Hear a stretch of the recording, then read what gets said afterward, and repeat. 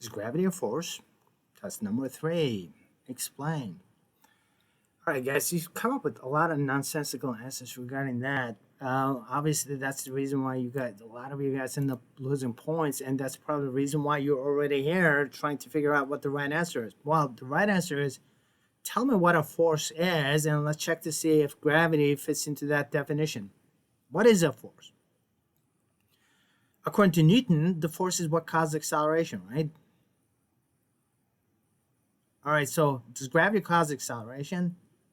Does a falling apple accelerate? Of course. That's exactly what gravity does. Gravity acting upon objects will cause them to accelerate at a constant rate. Because falling objects accelerate at a constant rate, that's what makes gravity a force. That's it. It's not complicated. Do falling objects accelerate? The answer to that question is yes. So which means that gravity has to be a force because objects fall under the influence of gravity.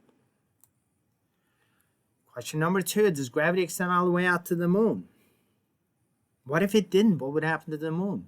Would have gone in a straight line at a constant speed. That's called Newton's first law, inertia.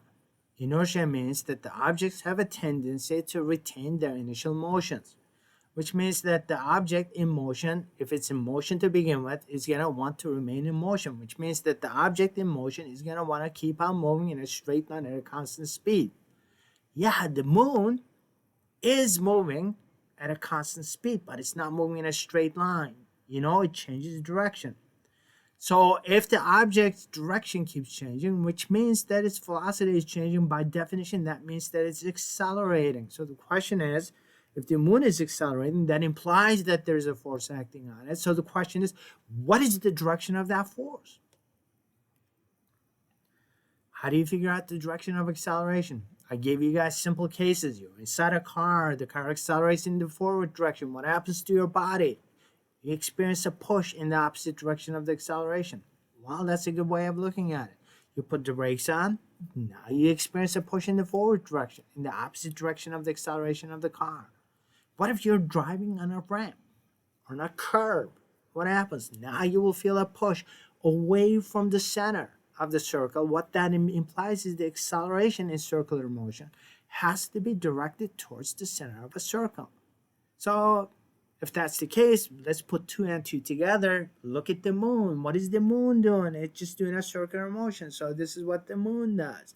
As the moon is doing a circular motion, the acceleration is directed towards the center, and this is where the Earth is, which means that the force is also in the same direction. So the acceleration and the force are in the same direction. And you all of a sudden notice that there's a force acting on the moon. And the force is directed towards the Earth, which means that the force that pulls the apple down has to be the same force that extends all the way out to the moon.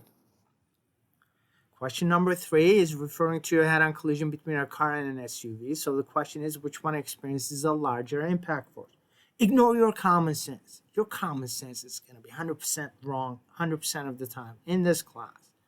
Very rarely you will ever be right on it. Your common sense is going to say, oh, the car experiences a larger impact force. That's not true. Which one experiences a larger impact force? It's the same. Whatever the force acting on the car is, exactly the same force is going to be acting on the SUV. How do we know that? We know that because it's known as the Newton's third law. For every single action force, there's going to be an equal and opposite reaction force. So the question that you should be asking is, if the forces are the same, why is it the car is worse off than the SUV is? All right, so I'm going to ask you the same question, a little bit different. So I'm going to take this and make it an extreme mind twister. So this becomes question number 4. This time a train is hitting a person with a 500,000 pounds of force. So the impact force is going to be 500,000 pounds. So which one experiences a larger impact force? Is it the train or is it the person? Well, once again, the answer is going to be the same, right? The action and reaction forces are the same. So the force acting on the person, which is 500,000 pounds, has to be the same amount of force acting back on the train.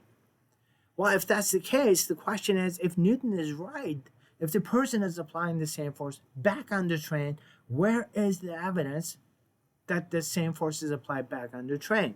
Well, you're not going to see much in the way of evidence on the train, because if you apply the same amount of force, which is 500,000 pounds, on a train which is probably about 50 million pounds, how much of an acceleration do you think that force is going to generate especially if that force is applied to the train for 1,000th of a second.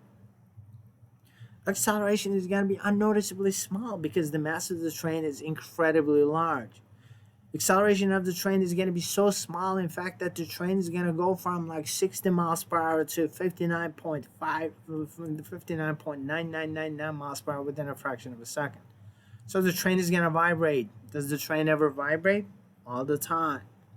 All right, so which means that the person applies the same force back on the train, except because the train is so incredibly massive, the acceleration of the train is going to be unnoticeably small. Question number 5. When the elevator starts to slow down while moving in the downward direction, do you feel heavier, lighter, or about the same? So what do we have? We got an elevator. It's moving in the downward direction as it's slowing down, right? And you're inside that elevator. So the question is, would you feel heavier, lighter, or about the same? The short answer is, but this is more of a